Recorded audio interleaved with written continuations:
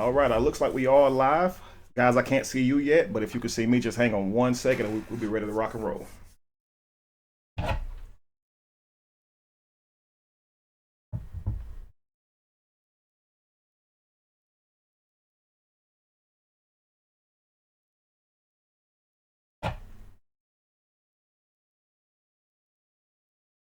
Okay, let's see here.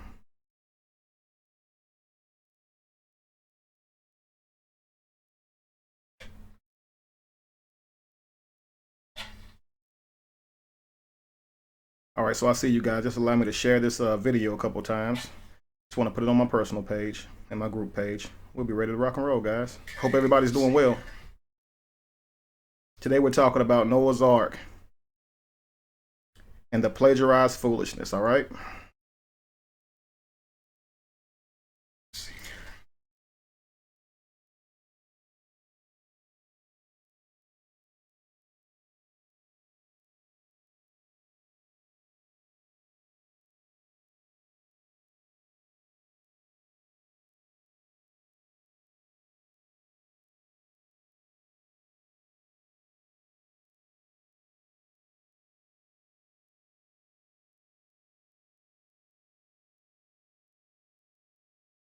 All right, welcome in, guys. Today we're going to go into Noah's Ark and plagiarism. A lot of people believe that Noah's Ark actually happened. We have many people who actually subscribe to this story. They believe it actually happened. Okay, but a lot of them don't know where this story actually comes from. A lot of them do. And even so, they still believe that it actually wasn't plagiarized. They believe that it literarily stands on its own. Okay, that it is its own independent literature. Not stemming from anything, with no one else's past ideas, no rewrites, no edits, no mix-ups, no nothing, no spin-offs, no nothing. Completely original story. And this is what they believe. Now, we know that plagiarism is all over the Bible. We know that Hebrew did a lot of the things Jesus did, right? So forth and so on. But a lot of people do not know, like I said, about Noah's Ark. So we're going to get into that today. First off, I want to remind everyone about the event that comes up this month on the 25th. And I want to pop that up here real quick so you guys can see it. For those who aren't familiar, for those who are, this will be a friendly reminder that this date is coming up and we're going to rock the house. I got so much planned for you guys. We're going to have a good time. So make sure you guys come out and enjoy and bring some notebooks, take some notes, because I'm going to give you guys enough information that when you go home, none of these religious people will be able to try to make you feel bad for not supporting their beliefs or not staying in your belief, for that matter. You'll have all the information that you need to completely explain why you no longer support that religion. For a lot of you guys who still don't really know how to explain it that well, or even know how to answer some of the questions that some of these apologists like to throw at you. So we'll handle a lot of that. With that being said, let me read some comments and say hey to some people, and we'll get this show going, okay? Let's see here. Joshua Sneed, what's going on? Coach Gladsby, what's up? Candy Amo, what's going on? Peace. Who knew? Let's see here. The master student, what's going on with you? And he said all of his foolishness. Let's see here.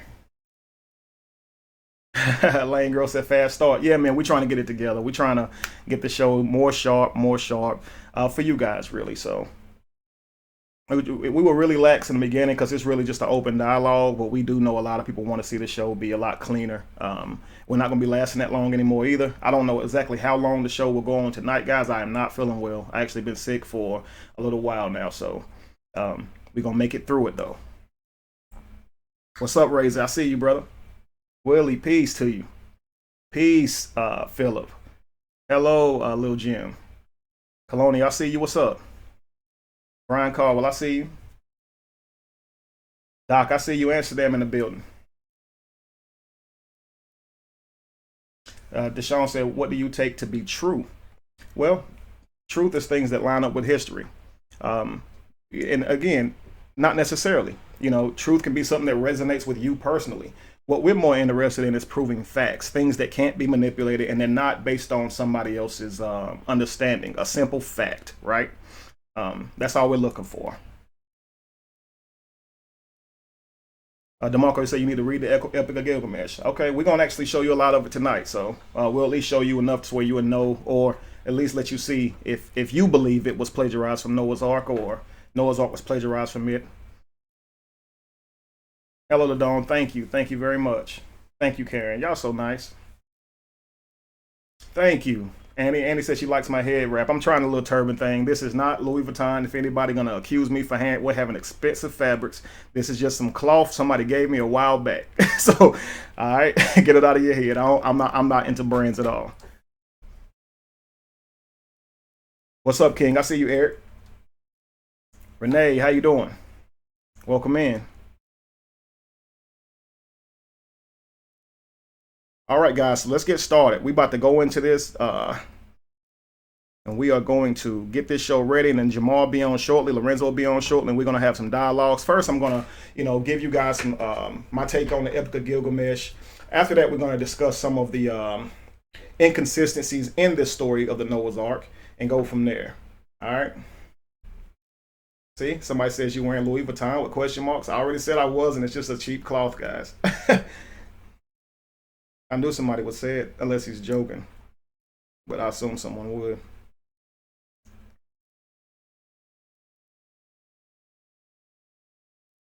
All right, so Josh, if you're there, we're gonna try to bring up that video.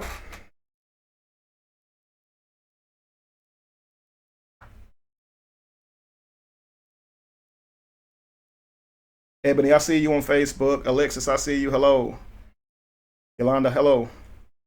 Is that a Burberry head wrap? LOL. LaShawn, I see you watching, man. All right, cool. All right, guys. So let's talk a little bit about Noah's Ark and the inconsistencies in them, okay? All right.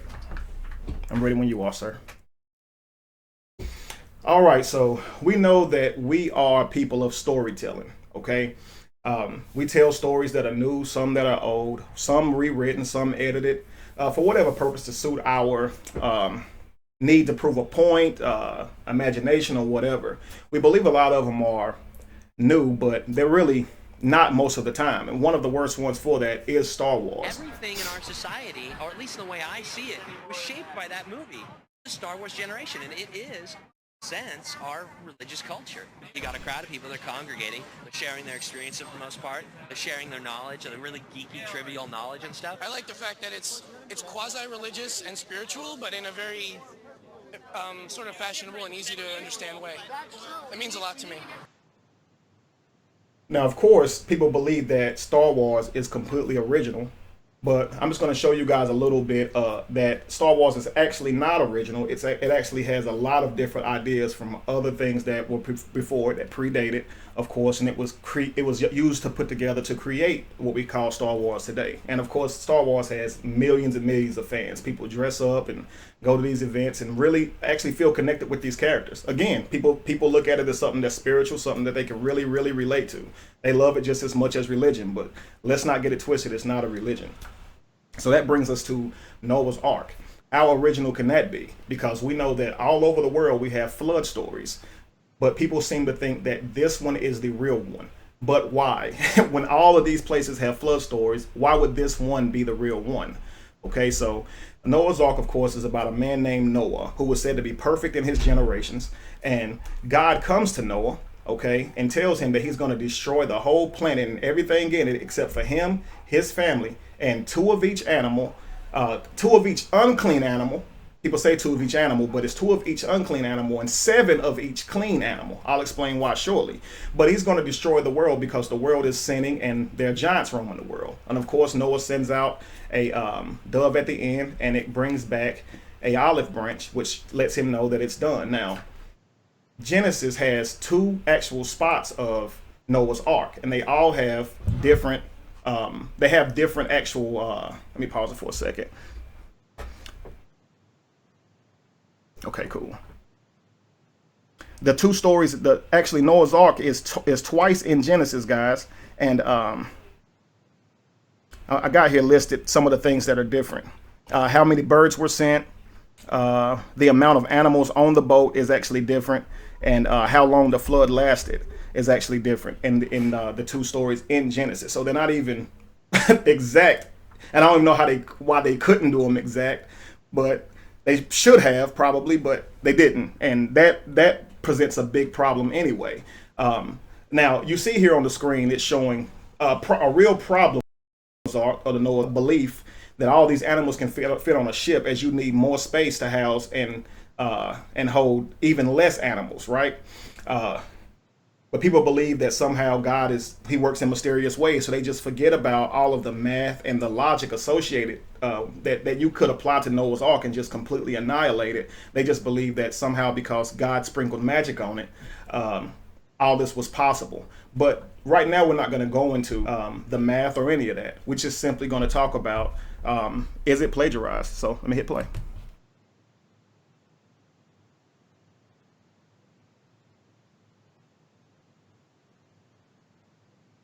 All right, so a man named Harmunz Rassam, he was an Iraqi Christian. Assyriology, guys, it started in the 1800s. It's where they dig up graves and or go and find information just like this, okay? They go to Egypt and they find different information like this in different places, of course. But they found 12 clay tablets that was actually written in cuneiform. Cuneiform would be the oldest form of writing, period. Now, they couldn't actually read cuneiform or break it down back then, so it took them about 10 years, and then they were able to break it down. And when they did, it was the Epic of Gilgamesh. Okay, so the Epic of Gilgamesh seemed to model the Bible, I mean, almost perfectly. Okay, so it came from the 7th century BC, of course, and there's also been multiple partials found in different areas, just so you know. This isn't coming from one place where somebody tried to create something to ruin the Bible. This is found all over the place. But anyway, Gilgamesh seeks a man named Utnapishtim after his friend Unkito dies. Okay, and Utnapishtim is a man who actually is Noah in this story, so to speak. So Utnapishtim builds an ark and is immortal. Okay, Utnapishtim builds an ark and is immortalized because of doing it. Okay, but here's the story of Gilgamesh, guys, and you tell me what you think. Now listen to it closely and just see if you hear bits and pieces of Noah's ark. You may not, you may, but let's see.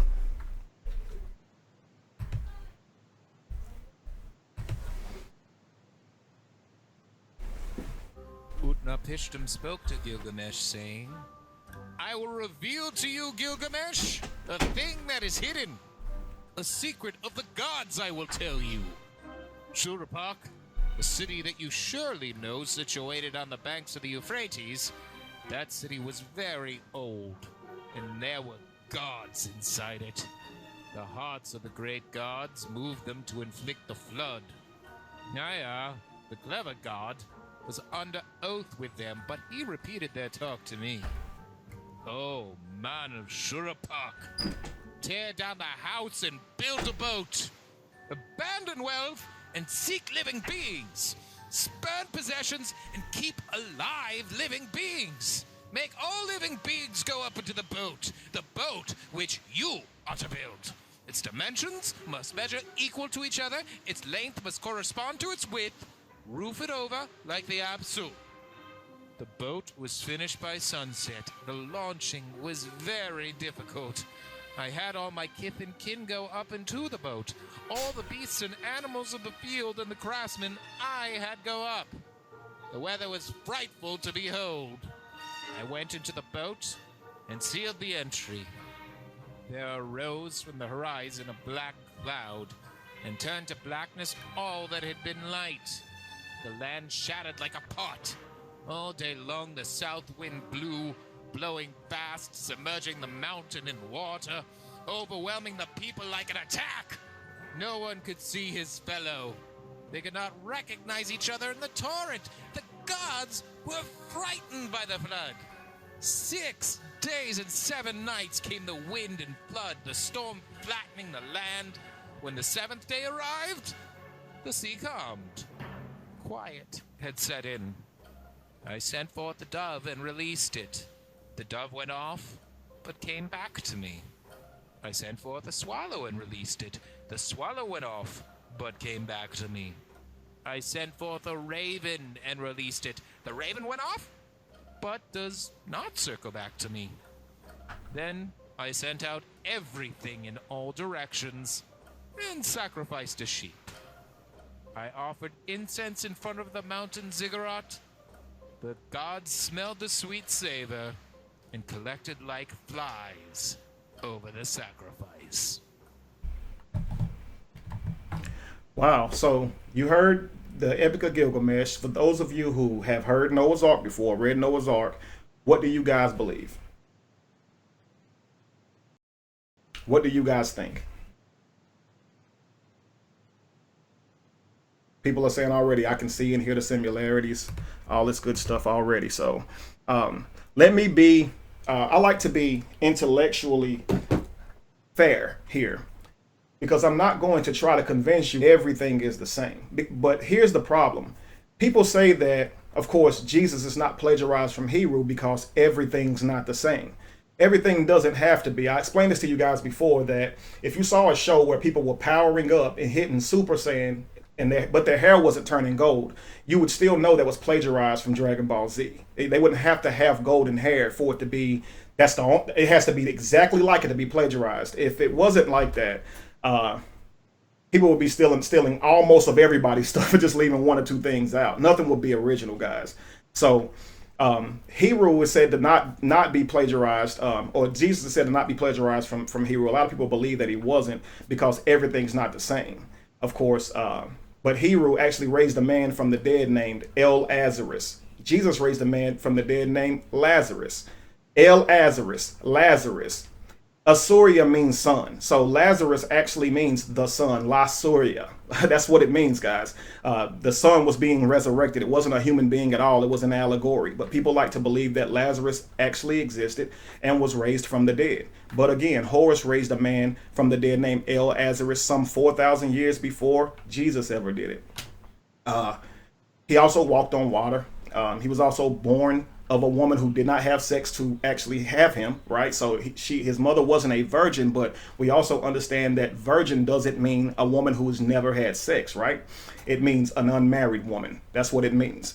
Actually, that word comes from the word Virgo, which is in Latin. If you don't believe me, look up the etymology, which is the origin of words, the etymology of the word virgin, and watch it show up and say Virgo. So yeah, back then, if you had not been married, they called you a Virgo, not a virgin. That's the word they called you. So back to the point, the Bible is not exactly like the Epic of Gilgamesh. They have a different amount of gods. Okay, they do have different boats. They have different birds. When Noah sent out one bird, Gilgamesh sent out a flock of birds, right? The Ark of Gilgamesh was more square, where the Ark of the Bible was more curved, right? According to the literature. One God, Yahweh, several gods, of course. Gilgamesh. They're both angry, okay? They're both very angry, and they both demand a sacrifice after it's done. So a lot of people think that God tells these people, or the biblical God tells these people to put 2 animals on the ark and 7 clean animals, or 7 pairs. Let me make that straight.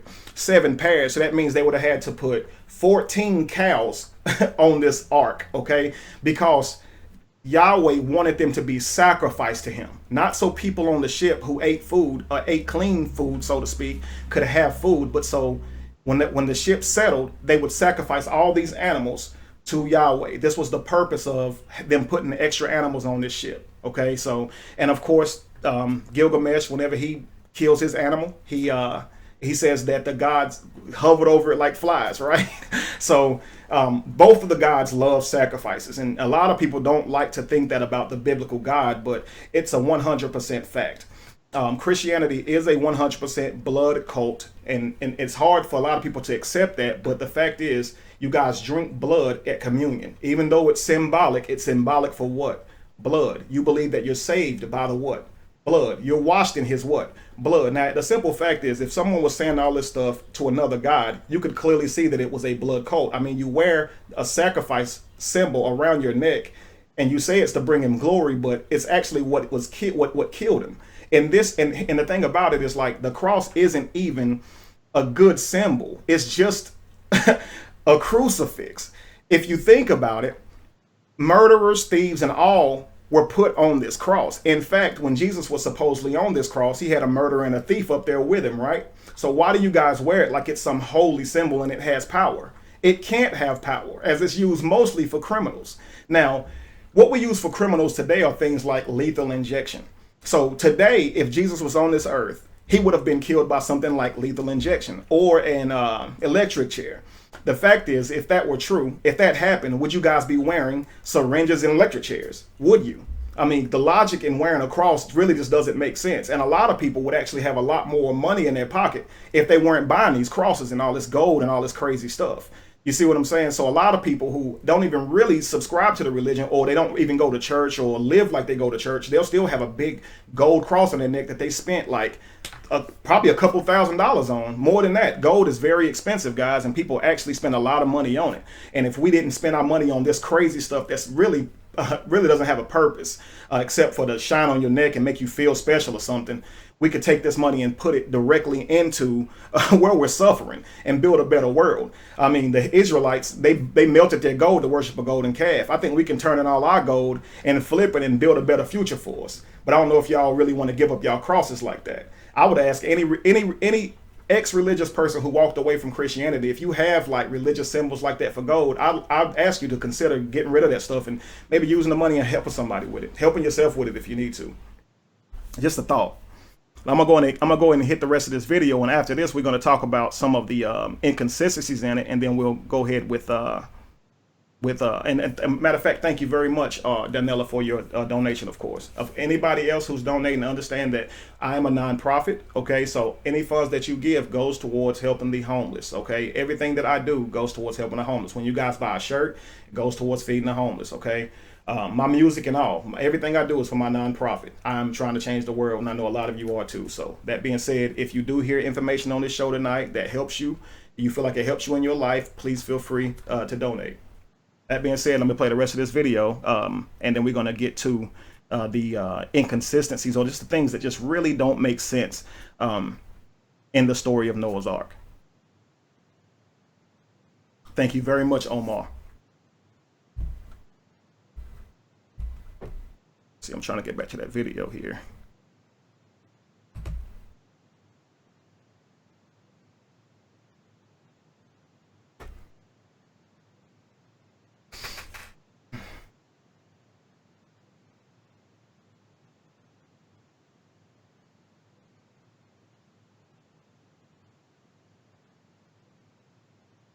Press the button. Who's that, Lorenzo? Oh, Jamal. Yeah. Lorenzo. What's up, brother? How you doing, man? Doing well, man. What's How's everybody? Thanks, sir. Thanks, sir. Glad to be here. Glad to have you, man. Actually, Lorenzo, while we're waiting to pull this video back up, you know, I had saw one of your videos, of course, where you were dropping some bombs and you were talking about Inky and some of those things that stems from this story. I didn't know if you didn't mind going into a little bit of that while we was waiting on this video to come up. I'm sure. Not a problem whatsoever. All right. So, of course, what Kevin is talking about is the Sumerian story with the Anunnaki and Inky and Enlil.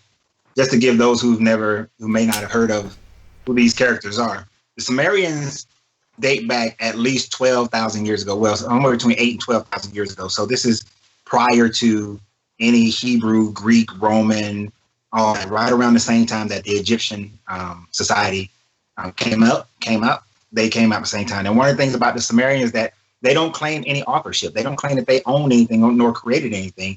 What they claim is that everything that they knew, because they just immediately came into the ability to write and irrigation and all these things, they claim that the gods, the Anunnaki, those from the heavens to earth came, to which they did not worship, that they showed them and taught them everything that they knew. So when they told them the story of man and everything that had happened, one of the stories that they tell them is the story of Zarathustra. So how that goes is this. You have a couple of main characters. You got Anu, who is the father. You got Enlil, who is the son who winds up becoming Yahweh or Yah and Jehovah, and also Allah. You got Enlil, that guy, and he's like the next to be king. And then you have the son Enki, who is older than Enlil, but he was born from a cohort and not the primary queen, so he can't be king. Enki is the one who comes up with the idea of messing around with man's genome and creating a being and test tube babying a being that can help dig gold and mine gold for the Anunnaki, because they needed to help deflect solar radiation from their atmosphere. So I'm skipping a bunch of stuff to give you background about him, but you get to a point where Enki, he sees Lamech's wife. And when he sees Lamech's wife, their version of Lamech's wife, when he sees Lamech's wife, he says, man, she looked good. She was out bathing, to give you a little idea. She was taking a bath, and he has sex with her. When he has sex with her, who they produce is a son named Zuasutra. Zuasutra is your Noah conversion from the Sumerian to the Hebrew story. Zuasutra was born, and he had, and this has nothing to do with race, but he was an albino. So he had like white skin or opaque looking skin, colorful eyes, and blonde hair. When Lamech sees this, he's like, hey, this ain't my child. So he goes to his grandfather, Enoch, and Enoch's like, don't worry about it. I talked to Enki, and Enki's like, that's your son. Just raise him up, and he'll be all right. So he's a Nephilim. So effectively, he's a Nephilim because there's a whole nother story that brings the Nephilims in with the Sumerian. The Sumerian have their own 200 Anunnaki came down to a wedding of Marduk and captured 200 women and made them their wives, and their sons became the Nephilim and all that sort of thing. So Zuasutra is a Nephilim.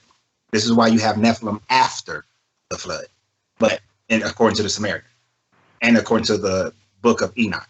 So the Zuasutra, he's Enki's son, so he's half Anunnaki.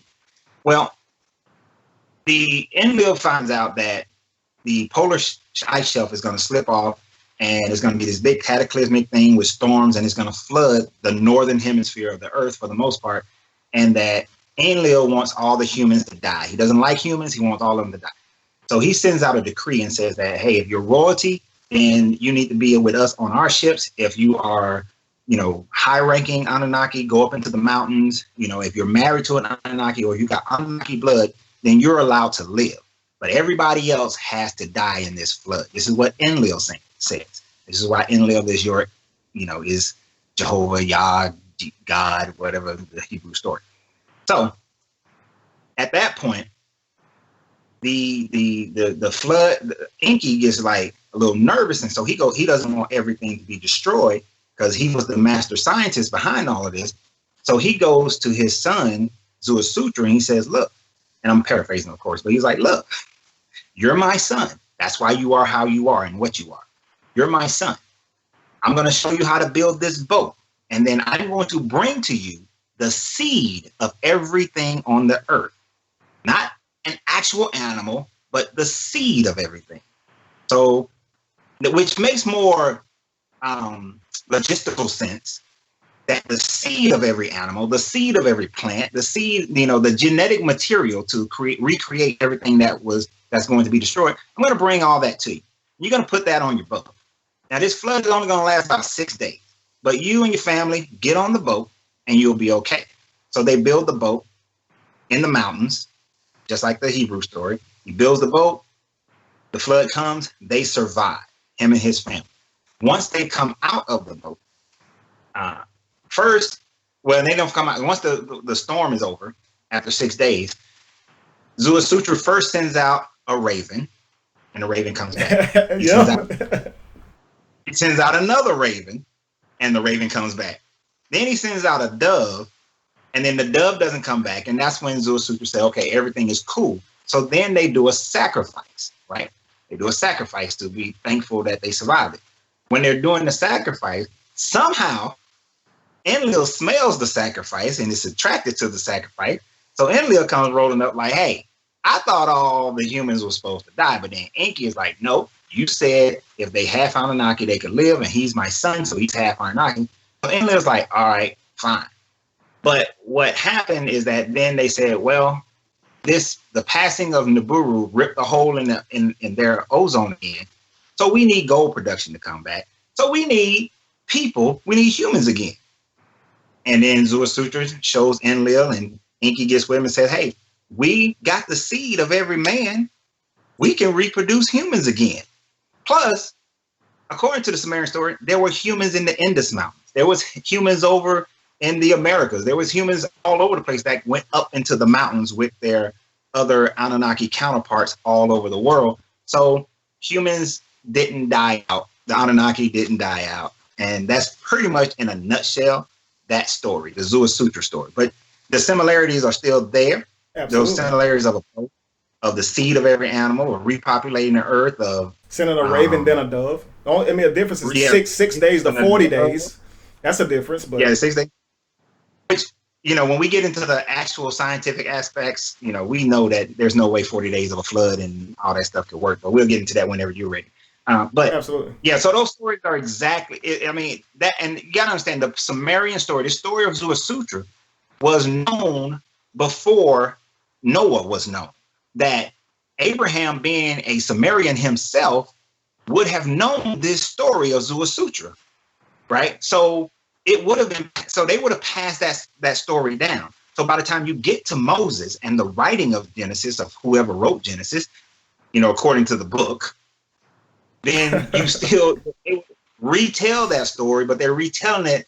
The story's already thousands of years old, and now you're trying to retell this story, right? So of course you're ad-libbing and you're making your own group, you're Hebrew washing it, making Absolutely. it work for you.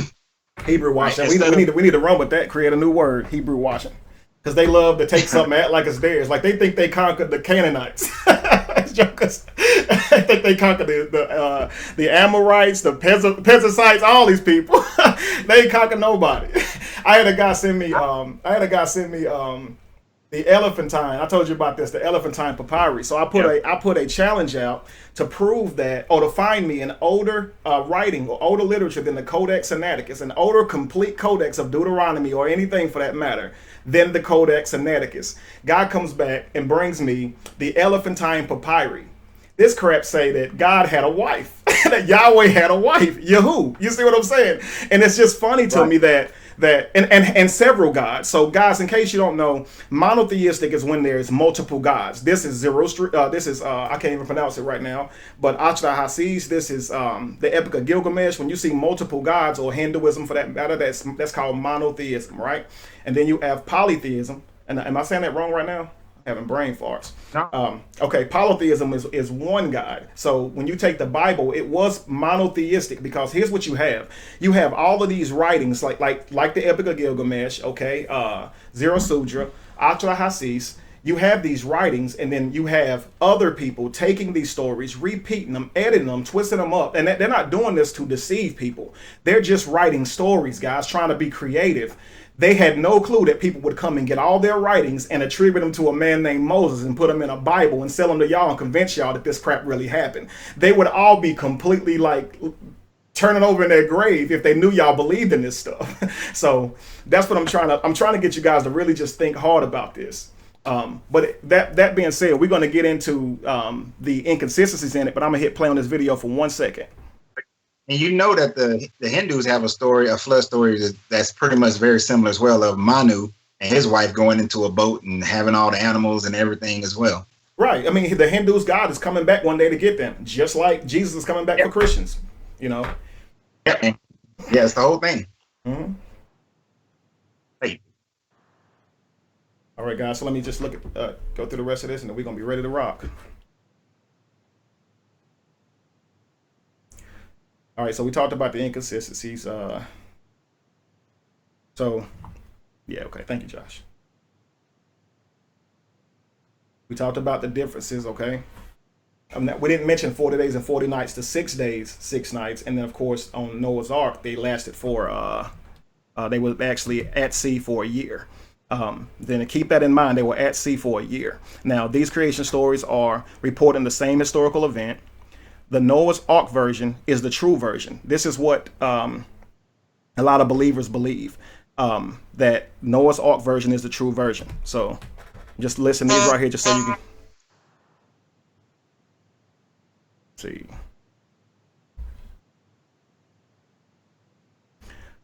Literary dependent is what they say it is. And I'm going to explain to you what literary dependence is. It's one text reuse of another's. Now, here's how they do this. Now, let me just let it click off so I can just pause it at the end. Okay, so here's why they say, if you look it up online on Christian apologist sites, this is what they say, that the characters aren't the same. So if they use a man named Utnapishtim and we use a man named Moses, then they can't be the same, because if they was going to copy the story, they'd take the name. Really, guys? Really? You guys, what you gonna say? It wasn't exact word for word. This is what they say to try to say something wasn't plagiarized.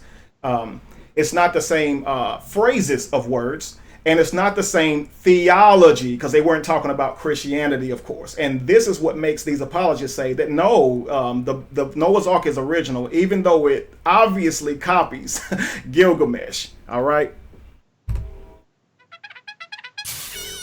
But they say Noah's Ark is true. Now, I want you guys to see something. The Epic of Gilgamesh to the Genesis story of Noah's Ark. Do you guys not realize that the time frame or the age of Epic of Gilgamesh is so much older than Genesis? It is literally the time of the actual flood to now. That's how much older the Gilgamesh story is than Noah's story. That's how much older. The flood, we believe the people who believe the flood happened all the way to now. That time frame, that would be the same thing, around 4,000 or 5,000 years.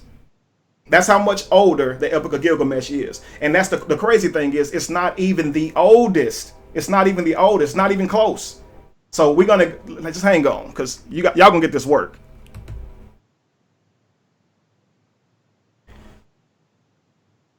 So after Gilgamesh, you have what they call the Atrahasis.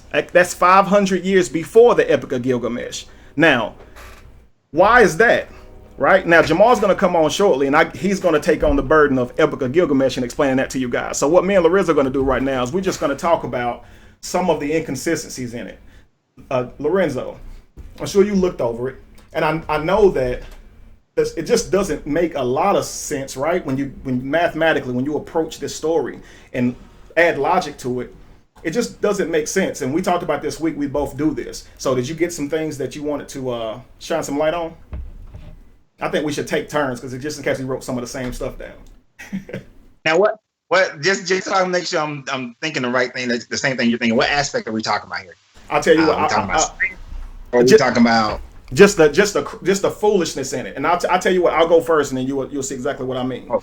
Okay, so one of the problems I find with this story is simply that there's over 10,000 species of birds. How the heck this dude get all them birds to come to him? Like, I just really want to know that. Like, I can see you get out and actually pick up animals that can be caught, but I don't know how this man was an expert bird catcher and an ark builder. Like, this man had mad talent. So that's just one out there, but that's 10,000 species of birds that would have been aboard this ark. Okay, Lorenzo. All right. Ooh, this is fun. We're gonna take turns. All right. How about this aspect of it? That if it rained for 40 days and 40 nights, that the type of rain that it would take in order for it to cover the earth would be like monster hurricanes all over the planet at the same time. It took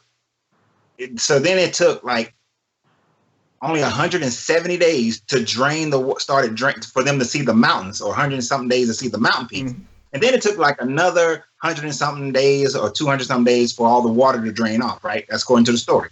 I know the total time frame is 410, 420 days. But from the first raindrop to all the water has drained off. According to science, it would take over 100 years for either the earth, a combination of the earth absorbing and evaporation, in order to clear the land again. But amazingly, this happened all in 420 days, a year and some change. They was able to rain and get it all off. That's impossible. That doesn't build up. Facts. Okay, so here's another one. We always talk about 2 of each animal and 7 of each animal, how they make it to the ark, right? We talk about things like, how did the sloth make it all the way from Central America, male and female? Well, what about this one? What if some of the males or some of the females were not fertile and they could not yield other life? How would Noah know that they weren't fertile? How would he know? So he just rams all these animals up on an ark and expects them all to be ready to procreate, when we know that there are problems that's actually in nature where animals are not fertile. They do not reproduce. So that's another inconsistency I found. If one of those animals out of all those millions of animals was not fertile, that would have just totally messed up Yahweh's plan, right? Completely. So now that animal. All right. I like my water thing. So I like it too. According to the story, the rains covered the highest mountain. Now we know that the highest mountain on the planet is Mount Everest. Mm-hmm. And we also know that if you were to go to the top of Mount Everest, you're going to freeze to death. And that you can't burn fire. So how in the world did the elephant, who has no cover, no fur, and there's no warmth on the boat, how did they maintain the elephant and the crocodiles and the pythons? Mm-hmm. Those animals surely would have died. And even though the polar bear miraculously got there and have fur, it still is going to die at that elevation. Why? Because the oxygen is so low that they can't breathe. And there's no heat. So everybody freezes. And there's no water because all the water is frozen at that elevation. So, yeah, that's not happening. That's not happening, bro. And I think Mount Everest is what, 26,000 feet? That's how high the water would have had to be to have covered it? Ridiculous. Right. Maybe Mount Everest was shorter at that time. It just grew. It got taller. You know, faith can move mountains, right? Right. That's what they mean by faith can move mountains. Because somebody is going to say, well, India's tectonic plate is pushing against Asia's tectonic plate, which creates the Himalayan mountains. Uh-huh. But dude, for just to get like 100 feet, you're talking millions of years. So that doesn't fly because we don't have millions of years in this time frame. Absolutely. So I have here the lifespan of the animals on there.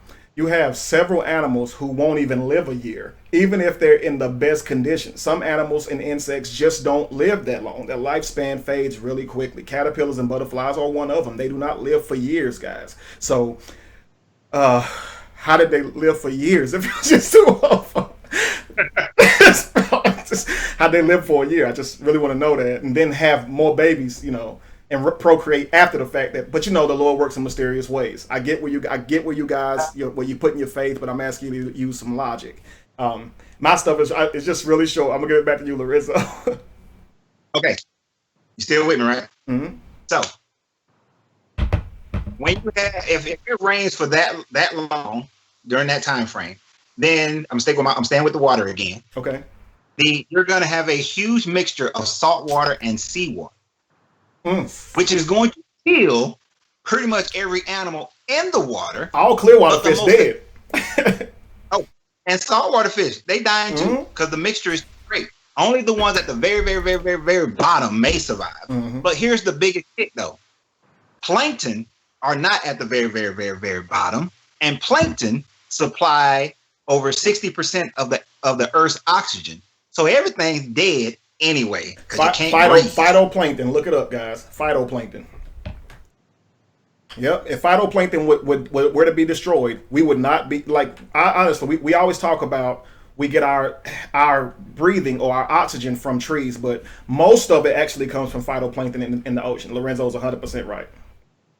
Right. Okay. So here's mine. I have parasites. They would have had to put tapeworms in their body, hookworms. They would have had to, carry a lot of different parasites that need to live. Lice, head lice. They would have had to carry some crab lice, actual crabs. They would have had to get a lot of parasites that would have died. So I imagine they would have went and probably ate crap just to get some tapeworms in their body and all this stuff. So Shem and Ham, they were real troopers for this, man. Y'all got to understand that. Lorenzo? Okay, so here's one. So the whole world is covered by water for a year, right? Mm-hmm. That means that all the vegetation on the planet is covered by water for a year. So even if by some miracle they were able to survive at the height of Mount Rushmore and wait for the water to descend of over a year, when you release the elephants who need 44 pounds of grain a day just to live, and you got 2 of them on now, when you release them, they are being released and every other animal to a barren land that has no vegetation, which means they're all going to die. And then the animals who are carnivores, they're going to die right behind that. So everything is dead again, and it doesn't work. Wow. There you have it. Lorenzo talked about the water elevating to being cold areas. Now, you have different animals on this ship who actually would now I say need, N-E-E-D. They need different habitats to survive. You cannot put a polar bear in Africa. The cold is too large. They would die. They would suffocate, right? They'd die of heat exposure. So that would be a problem. You have to give them a cold facility, a cold habitat. But the problem is you wouldn't be able to put penguins in there with them. So now you got to create two. You can't put carnivores in with, or prey in with carnivores. So that would be an immediate problem. But how do you create a habitat for, like Lorenzo said, it's going to get really cold. If the inside of this ark is going to be insulated, you're going to have an area that's really hot for that desert scorpion and also really cold for that polar bear and those penguins. You're going to have those things. So and also really moist, like a marsh, for like a lot of the toads that need moisture. A lot of the amphibian creatures, Komodo dragons, things of that nature. Just funny thinking of Komodo dragons getting on the ark, I guess because nobody ever draws them in. But somebody need to draw Komodo dragons climbing up. I think people are being really unfair to the Komodos. All right, Lorenzo, it's on you, brother. Okay. Okay. So, according to the story, only Noah and his family survived and were part of this flood, right? Mm-hmm.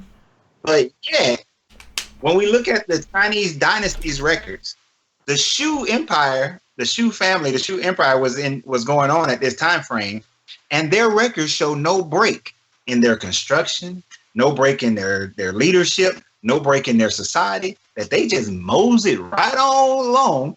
And there was no flood that reached China, which is part of the earth. So I'm wondering how that happened. Yeah, their library is pretty extensive, man. They weren't wiped out. Barely. No way.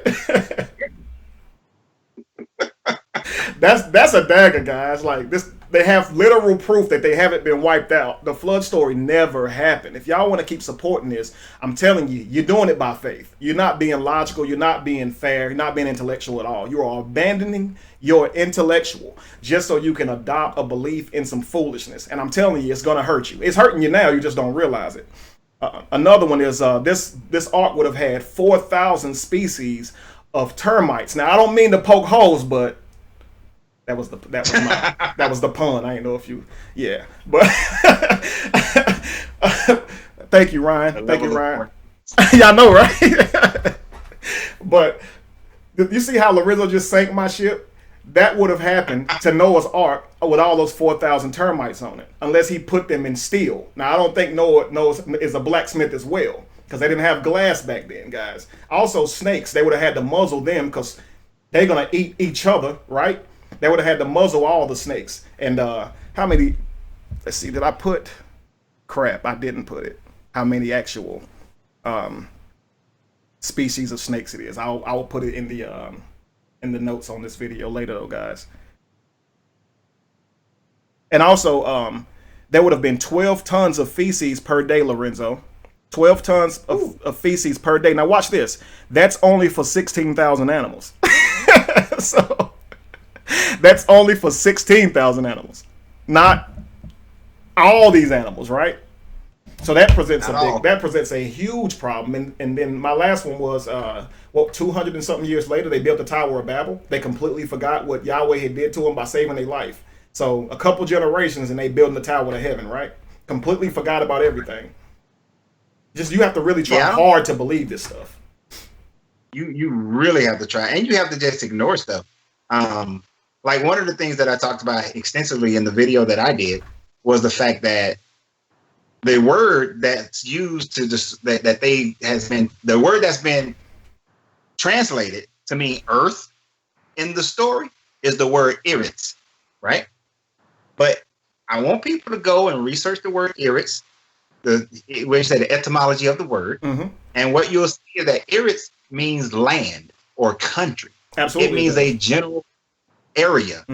It doesn't mean the whole world, because like when you look at that story, when you look at that word, every time it's used in the Bible, it actually means land, and they only meant that because like Cain was kicked out of Eden. I mean, Cain was told after he killed his brother, he said it says Cain had to leave the face of the earth, right? And he uses the word Eretz. But Cain went to a city and got a wife.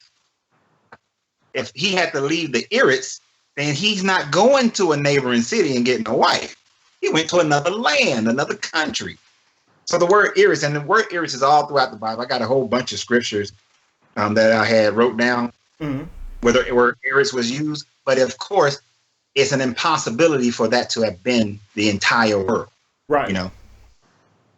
So I mean, like Exodus 9:33 says that it uses the word eris to talk about a drought. There was no worldwide drought. There has never been a worldwide drought at the same time. Exactly. In recorded history, all around the world, that's never happened. So the choice of words used, they would have to ignore the word and just don't care about it, what it says. Wow. You guys hear this? I mean, you would literally have to ignore just to be able to stay subscribed to this stuff and even believe in these stories. Now, I know you heard them as children and you didn't read through them like that, and even as a child you probably wouldn't even think to. You just believe whatever your parents that take care of you and love you tell you, right? It's not your fault for that. You were a child, but now we're adults and it's time to really take and put a real critical eye to this stuff. Why continue to invest in this stuff, subscribe to this stuff if it never happened? I mean, even if it did, the sheer fact that a God would want you to kill all of these animals to him, it's just crazy, guys. Somebody has said earlier that Noah got off this ark, killed some animals, and then went and got drunk. Actually, you're probably right. That's exactly what happened. I mean, Shem and Ham, the only reason that we black is because Shem laughed at Ham, pretty much, right? Like wasn't Shem or Ham? Which one laughed at the other? Ham laughed. I'm sorry, laughed at his daddy.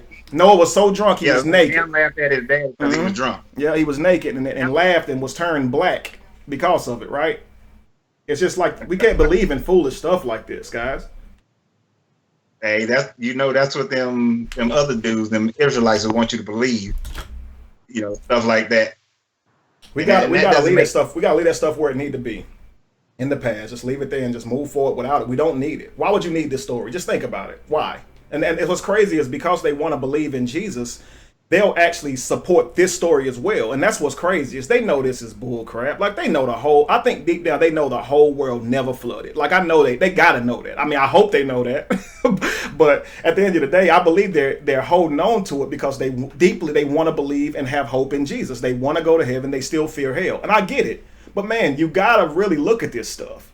That's all I'm saying, Yep. That's all we're saying. We're not trying to make you look stupid. We're not trying to embarrass you. We're trying to show you the real stuff here. Like, so you can make a decision for yourself, but you can't be biased and keep leaning towards your narrative. And that's what most people do. They like to take what they already believed in and find something that says it's real or that speaks to it and say, I'm gonna continue to believe in it because I found this. We're telling you this stuff predates Noah's Ark. And if you still want to hang on to it, then you're doing it because you just want to. You're not being intellectually honest. And you hit the nail on the head. It's really about fear, right? That fear of hell got people so caught up into it that you will just turn away from the common sense that you have, the ability to think through something and know that, hey, I know this ain't right, but I'm so afraid of hell that I got to make it right because I got to have my salvation. I got to have my savior so I can get into heaven. And that is the thing that keeps people from actually opening their mind, is the fact they have this fear of hell. Now, if they just realize that there is no such thing as hell, then they wouldn't have this fear. And you can look at things and say, I see exactly what this is, and I'm going to go based on exactly what it is. Whether it's black, whether it's white, whether this group did well, that group did well, doesn't matter. It is what it is. Truth is truth. But that fear of hell, that's why it's preached. It's preached real good. That fear of hell will keep you from ever stepping away from it. They can't let it go. It's 100% true. And if you guys want to get technical and say, well, how you know the whole world didn't flood? Like, guys, be honest with yourself. We have structures that are older than Noah's Ark story. Okay, if the whole world flooded, wouldn't it have wiped them out? Wouldn't the pyramids been somewhere else? Like, there are people who are buried like literally 6 feet below the Earth's surface. Okay, they would have risen to the surface with that type of flood. They would have been washed everywhere. They still land there with their belongings and everything with them, cloth and everything, just wrapped up, good looking good, perfect embalmation, right? And I mean, perfect embalming. And it's like, you guys think that they're going and digging up all these pharaohs out of these grave sites and tombs, and there was an actual flood. Like, no way they would be able to find this stuff, guys. Like, really think hard. Think hard, man. It's just you gotta use your logical mind. You can't always go to a Christian site and try to make sense of stuff. All you gotta do is think. Your mind is so powerful. Like, in all honesty, that's where your belief is now. So all this power that you think you feel from this God is literally in your mind. If you took all that power that you have and just shifted it from the play side over here to the realistic side, I guarantee you will probably be a genius overnight. Like, you'll wake up from this stuff and be like, Lorenzo, you were once a Christian, right? Yeah, about that much time. Right. Now, and that's okay, cool. Now, and here's the thing, guys. When a lot of us, they see us and be like, man, it's hard to believe you ever were because you're so intelligent. This is what people say. But they don't understand that, like, if deceived is deceived, man. If you believe in something, you're not going to use your brain when you support to something. There are people who women get beat on and think their husbands do it because they love them. You don't understand. He ain't that bad. He just he just loses it sometimes. He don't have control. He's not really doing this on purpose because it's cognitive dissonance. They want to be with this person so bad. And here's the thing, guys. You got to understand this. Most people do lie to themselves. Most people lie to themselves. They lie to themselves about the future. Most people believe that the future will be better than what the current situation shows them. No doubt about it. And we all do. I think we kind of need to do this to move forward. I guess when things don't look good, we like to believe in something better. Okay, so consistently we do these things, and we're going to believe it because we need to, even when it doesn't look good. But when you understanding that belief in yourself, that's different.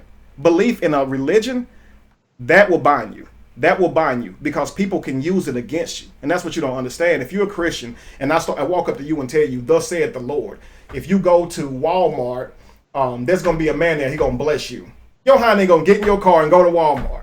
Not because you believe me, but because your hind didn't believe in Jesus. You see what I'm saying? I'm a complete stranger, but you're going to believe me. And this is exactly how Christians act. I promise you. Or believers, for that matter. Not even just Christians. Any person who subscribes to belief. They're easily manipulated by the people who support their belief or that use their belief against them.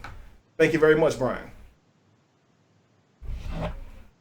And guys, the fact is, like what Lorenzo was telling you guys about Zero Sudra was, these guys, when he mentioned Yahweh, he's talking about the same Yahweh in the Bible. This dude has siblings, okay? The elephantine papyri. Okay, let me speak to this because this is what I was talking about being intellectually honest. People say, Kevin, why you don't debate? Here's a lot of the reason why I don't debate. Is because a lot of people, because of their religion and their need to hold on to it, they're going to be intellectually dishonest. When I was talking to the Hebrew Israelites about the Codex Sinaiticus, I asked them about sending me an older version because they said that you're wrong, bro. Hebrew is older than Greek. I said, prove it. I guarantee you that Aleph was made from Alpha. Bait was made from Beta. Trust me, Greek is Hebrew's daddy. Right?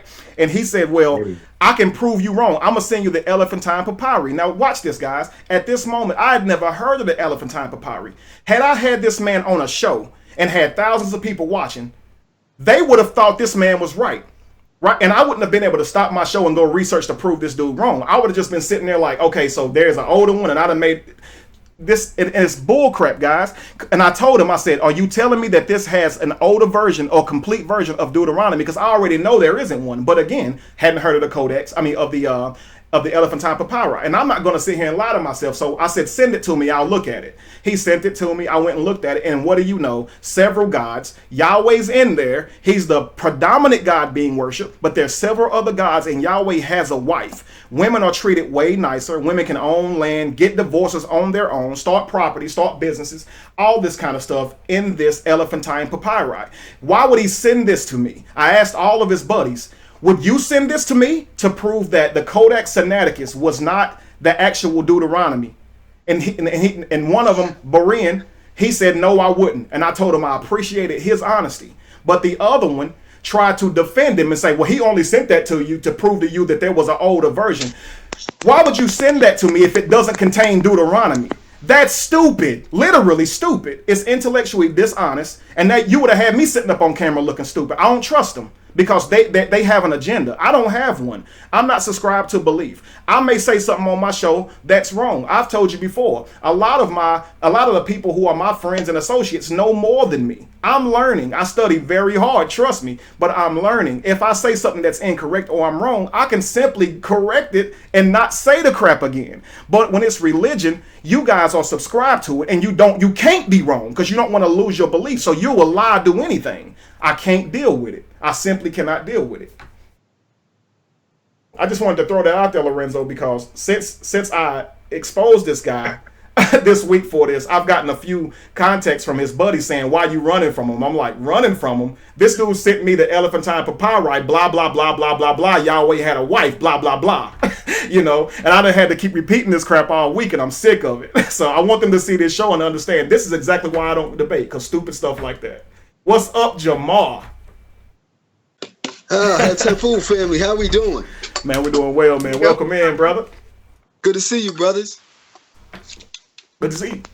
Good to see you, man. Good to see you. So what we doing? We still floating on this water or what? What we doing? Man, we helped. Listen, we threw a whole bookmark in the podcast just for you, man. I want you to come in and just explain to me a little bit, if you will, about the beautiful Atrahasis, which predates Epic of Gilgamesh by 500 years. I mean, if you don't mind. Yeah, the Epic of Atrahasis, specifically tablet WB 62 is the one that you want to deal with. That's the one that gives you the original account of not only the creation of the world and human beings. It lists all the different deities that were in existence at that time, not excluding Allah, not excluding Yah, where we get Yahweh from. They spell it EA. This is where you're dealing with Enki, Anu, which turns into the Anunnaki.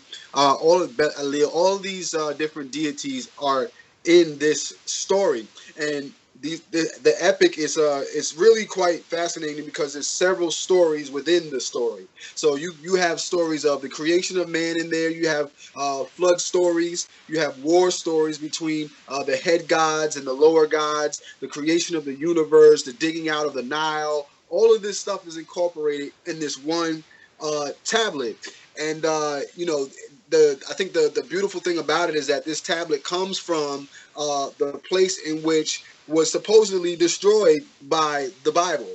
You're dealing with, Sodom and Gomorrah, in that whole area, right? The cities that no longer exist, but we managed to get these artifacts and be able to decipher them, be able to read them, and honestly see where every single story, all of the stories of creation came from. The original text. And if we're still on Noah's Ark, it talks about all the flood stories. I mean, there's way more than one flood story. There's hundreds and hundreds of accounts of flood stories, because during that time, in that region, flooding of the Nile was the biggest event in all of Africa. That's how we was able to feed our families. I mean, digging. We knew when to plant our seeds. We knew when to harvest. We knew when it was time to reap. So, that's what was a major holiday. It was like the New Year was the flooding of the river. That was the New Year in Africa. So all of that is surrounded around this event. So to say that it was just one big flood wouldn't be accurate according to history. That's not breaking down the data accurately at all. And the Epic of Atrahasis is what covers all of the particulars of these events prior to human beings even being on the existence of this planet. It talks about the creation of human beings. So it's levels when we're dealing with the Epic of Atrahasis. Wow. People putting fire flames up. Absolutely. I mean, and someone says, regardless of these stories, none of them are absolutely needed for happiness when it talks about the myth and the stories or whatever. And this is what I'm saying to you guys. You're right, you see? And why do you guys need a Moses? Right? Why do you need this dude to have existed? Why? Why do you need Egypt to have enslaved Israelites? Why do you need this to happen? It never happened. You see what I'm saying? And people say, well, how you know it didn't happen? Like, dude, there's no evidence of it. Like, period. They've never found any Israelite type pottery, no nothing in Egypt. And you guys, and now the belief is that the Israelites were enslaved in Egypt for several years. This is what the Bible says. 430 years to be exact. But left nothing. But left nothing. Not even a spoon. We can't even find them doors they put blood over. Where that at? You know what I'm saying? Like, they got to do better than that, man. You know what I'm saying? But if you read the text correctly, it does not say they were in bondage for 430 years. It says the covenant and the promise from the time that the first covenant was made to the time that they would actually go into the new promised land was going to be an extension of 430 years. But because Hollywood has given you this idea of 430 years with Charlton Heston and the whole 9 yards, they actually thought that they were enslaved for 430 years, which is mathematically impossible when you look at the age of Moses and the people that is mentioned in the book who actually made it to the promised land. And when they died, that would be an impossibility mathematically for it to be a total of 430 years, because some of them didn't even live to be that long. And then you have Moses, then you have Moses talking about in the book of Deuteronomy how he died in the book. And if he wrote the first 5 books, how is he talking about when he died in the last book? It don't even make sense. A man cannot write about when he died. Moses is speaking in third person. Right, absolutely. Right. Who does that? Well, maybe he the Rock though. That joker walk around. The Moses doesn't care what you. Yeah, you know what I'm saying? They got to do better, man. They got to do better. You know what? The Epic of Atrahasis is a dangerous tablet because it proves that Yahweh and Allah are all brothers. And that's the part that's really scary for religion, because when they realize that they all came from the same family tree, and that it's literally like night and day, 2 brothers bickering against one another, and all you're doing is picking which side of the family you want to deal with today at the end of the day, because they're all a family and they were working together. Matter of fact, even worse, they weren't even the head deity in the story. They were ditch diggers. They were the sons of the real head father, who was called Anu, where we get Anunnaki from, right? And then you can trace that back to Africa, where you get Anu from, because Anu is actually a spinoff of Anak, where you hear in the Bible they talk about the sons of Anak, which were the Nephilim giants, which when we came in, they would be considered gods because they were much larger than us. Black people existed during this time, and the sons of Anak were the original human beings that came out of the Nile River of Africa. So when you tie this story and you link this all the way back, it totally crushes religion, and that's the reason why you don't hear these terms. You don't hear about the Epic of Atrahasis. You may hear about the Epic of Gilgamesh because that ties into, like, Christmas, and you're dealing with Nimrod and the Tower of Babel, all that type of stuff. So they don't mind playing around with that. But when you're dealing with the creation of where everything started from, they don't want to deal with that. That's the stuff they got to take out. The books of Enoch, all the original books of Adam and Eve, supposedly, right? All of this stuff gets taken out of the Bible. Maccabees, those are dangerous books. Wow, absolutely. What was you gonna say, Lorenzo? When we was going back and forth a little while ago, there was something I was gonna say, but then I just let it go as we moved on. But my man Alton Johnson never fails me to bring up something. So Alton, let me answer your question, bro. So he asked the question, and this is a popular defense of many Christians when it comes to the worldwide flood, and that is, why do they find sea life skeletal remains, fossilized remains in the mountains? Well, sir, let me explain science to you for a second. The way science works, when the earth is first made, there are no mountains, because mountains are created through tectonic plates bumping against each other and slowly growing upward, right? Land is created through volcanoes and the overflow and being cooled in the ocean. So they're going upward. So the land was flat and pretty much under the water. As the land over the tectonic plates merge and go upward and create mountains, those marine life that died on that flat submerged land fossilized, which takes so very long in order for that to happen.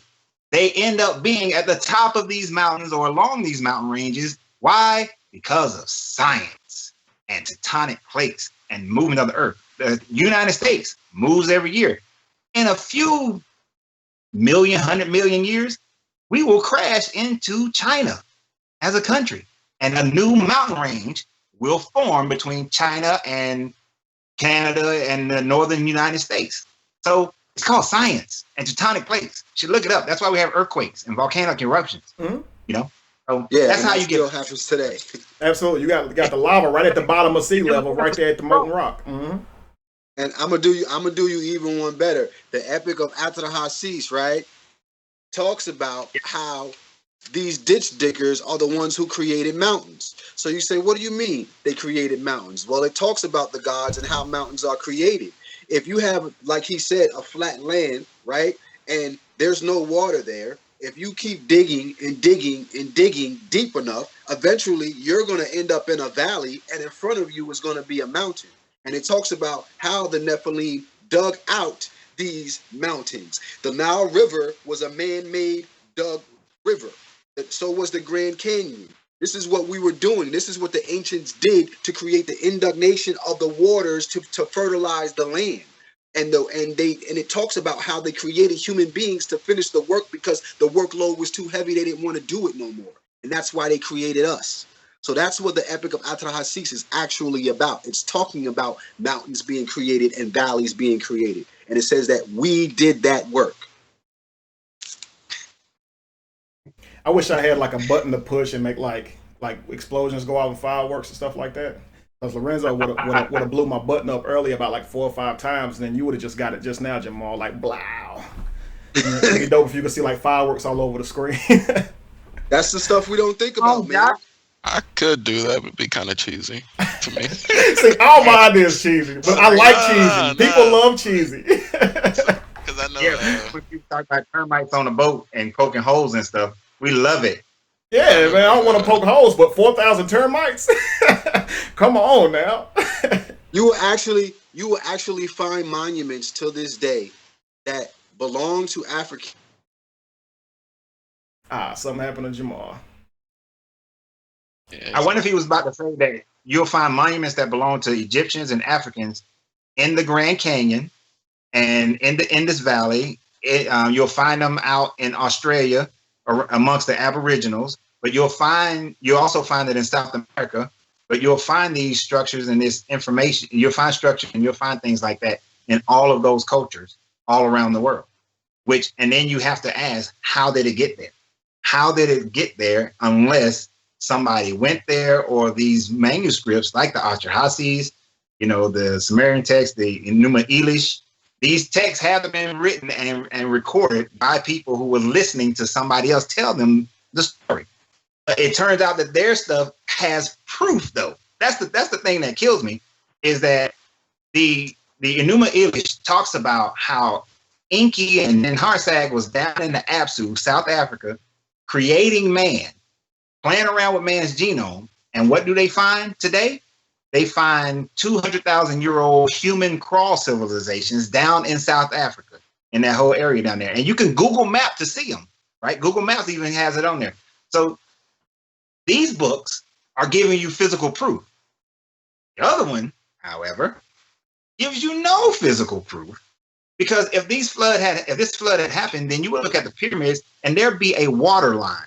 If it sat there it would have been covered. You see the water damage would just be all over that thing. And as it slowly decreased, you'll see the different water lines along the pyramids, and you'll see it all over the world, but you don't see that. You don't see that at all. You just see it in areas where there may have been a flood here or there, which were all localized. And that's just the thing. Like he's well, I'm sorry, Lorenzo, I don't mean to cut you off. Go ahead. Go ahead. Well, I was just going to say something. Mm-hmm. Something else. I'm taking off now. Something else that Jamar had alluded to a little bit earlier was the fact that, beforehand, when the Nile River would flood, the Egyptians thought it was a terrible thing. They thought it was a horrible thing, that they were being punished, by the gods or whomever. But then they started realizing that every time these floods come, when they recede, they leave nutrients that they brought from, downriver and refertilize the land. So then they start to realize that the flood every year is a blessing, because it revitalizes the land, right? So we have to get our minds wrapped around it like that. Go ahead, Jamar. I see you back. Sorry. Yeah, so even to this day, you can go and you guys can look this up on your own at home. You can find temples that belong to Africans inside of the Grand Canyon to show you that we were down there in that valley doing work. A lot of people might think that that was just something that just an anomaly that created like that. No, there were larger beings on this planet before we got here. There was larger vegetation on this planet before we got here, larger animals before we got here. And our world was very, very different before we actually hit the modern day human that you see now, Homo sapiens sapien. Before we got here, there was a larger version of us, and we are just remnants of that. When you're looking at these trees now, these trees are like little plants compared to the trees that we used to have. They used to be called Asherah poles. They were huge, and we were, or our ancestors were in charge of indoctrinating the ground to fertilize the ground so that we could actually create what you see today. They just got tired of work. Asherah poles is in your Bible too, just so you know. Asherah poles, Asherah, Astarte, all that. Yep. Absolutely, Asherah, and it talks about how they came out of the Caucasus Mountains and were told to cut down the Asherah poles, because those Asherah poles is what actually gave us our strength, because we were still dealing with the giants, or the Nephilim as they call them. We were still dealing with them, and they was helping us deal with the pyramids and build the pyramids and all of that. And they knew that that was the source of their nutrients. When you cut down those trees, that depletes the oxygen, so therefore the Nephilim became weak. They didn't have enough oxygen.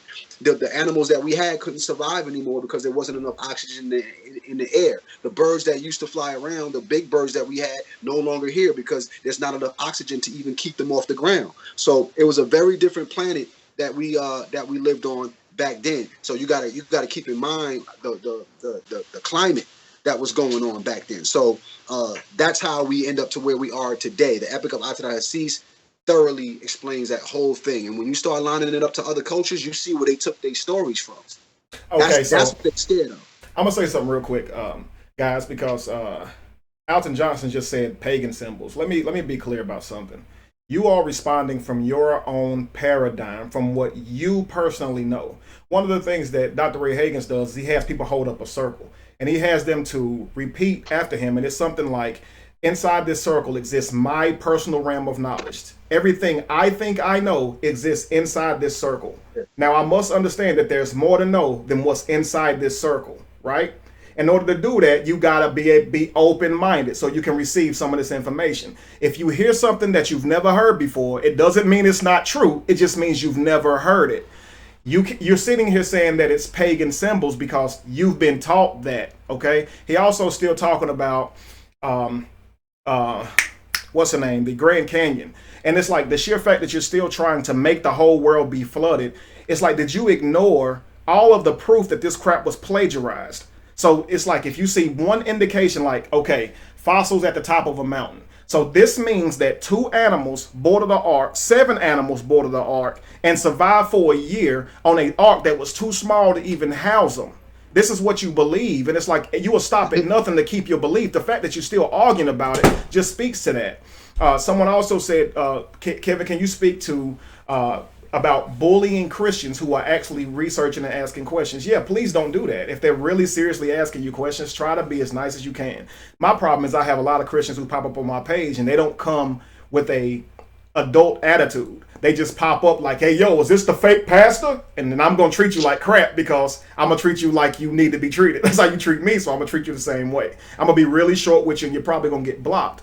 If you actually want to have an intellectual conversation, just come on and have an intellectual conversation. I'm always open to that. I am an adult. I don't like games. I really don't. I like to have a real conversation and get on about my business. So if a Christian does come and they are genuinely asking questions, yeah, please treat them with respect. They're human beings just like you guys. They just are still Christians. They still subscribe. They need to be awake. And this is what we do this for. So that's when you should like get really excited to work with Christians or any religious person, because this is what we do this for.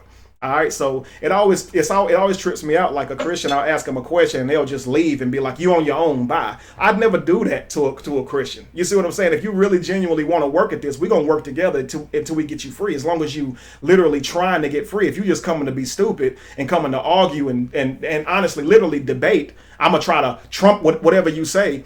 I'm not going to do it. Okay. But I wanted to speak to that because, again, while Jamal's over here in the middle of his conversation, Lorenzo, Alton is over here saying those are pagan symbols. And it's like, why, man? Why? Why respond from your own mental paradigm? These guys clearly know more than you. Every time, even when you call on the show, you actually have no logic. Okay, because you're responding from what you already know. Hold on, Kev. I'm gonna help. I'm gonna actually help him out with that because, the word pagan, by definition, is a person holding religious beliefs other than those of main world religions. I don't have no problem with that at all. You could call me a pagan all you want, and I say, yeah, I don't hold the same beliefs as everybody else that deal with religion because I don't deal with religions. I got no problem with that.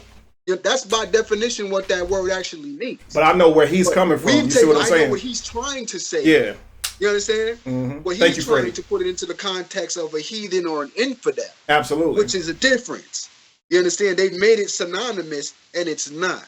Mm-hmm. You understand? So what you're looking at is the symbols that actually created your religion.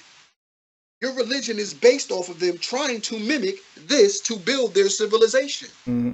And that's a whole nother topic that we could totally thoroughly break down if you're willing to be, like he said, open-minded enough to widen your circle and widen your spectrum and understand that everything that you were taught in life is not necessarily true.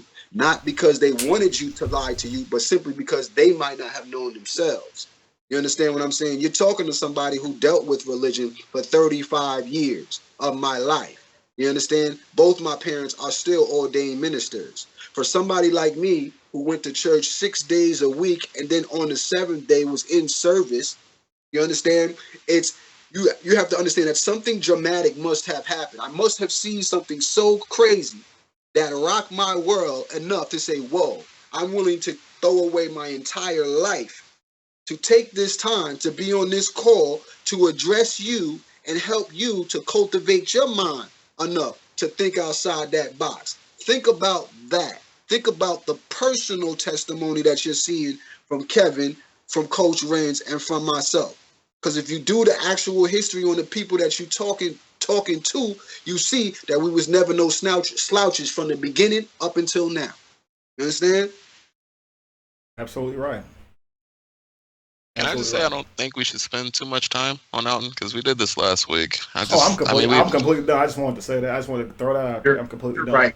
And literally the only reason I spoke to it is because that's honestly what religious people do. They like to find one little small thing and try to make the whole world flood because of the Grand Canyon or a fossil. You see what I'm saying? It's like we can't keep coming at these conclusions when you see that it's been plagiarized. Like, come on, at some point we gotta take our eyes out of the Bible and look at the actual real stuff in history and say, okay, maybe I shouldn't carry this stuff into the future. Maybe I shouldn't continue teaching this to my children. There are way too many inconsistencies. And frankly, if there was zero inconsistencies, the sheer fact that a God would destroy the whole world and everybody in it because of a mistake when he knew it was going to happen and could have prevented it, as he knows every freaking thing, and still allowed it to happen to kill these people and then demand sacrifices after the fact. Like, it would be, who would want to serve somebody like that?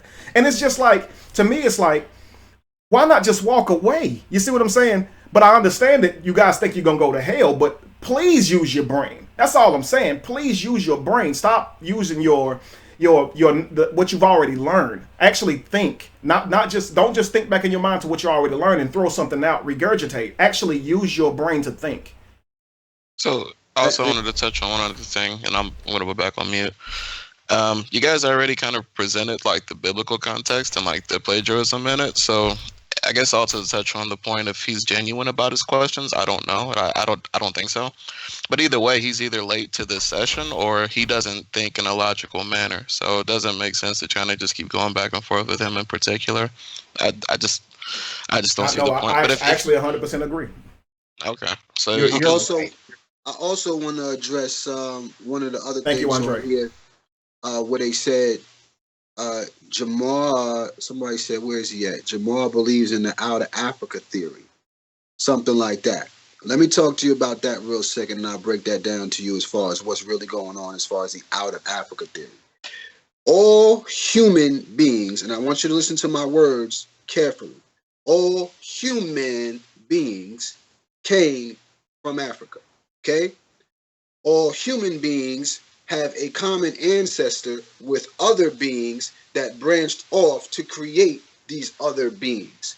Some of those started in Africa, some of those didn't. Okay, so we have some that are mixed with Neanderthal. They didn't start in Africa, but they still have a common ancestor. You have Homo sapiens sapien, you have Homo erectus, you have all these different sects of human beings that branched off of a common ancestor. The ones who are Homo sapiens sapien started in Africa. I am a Homo sapiens sapien. I don't know what you are, but I'm a Homo sapiens sapien. If you are a Homo erectus, then you would have a common ancestor other than me. If you are a Neanderthal, you would have a common ancestor other than me. But I know human beings or Homo sapiens sapiens started off in Africa, and that's a fact. You can back that with science. And you know what else is science? I had noticed in the comment that there was a conversation about Olmecs, not that the Olmecs weren't African, right? That they didn't come from Africa.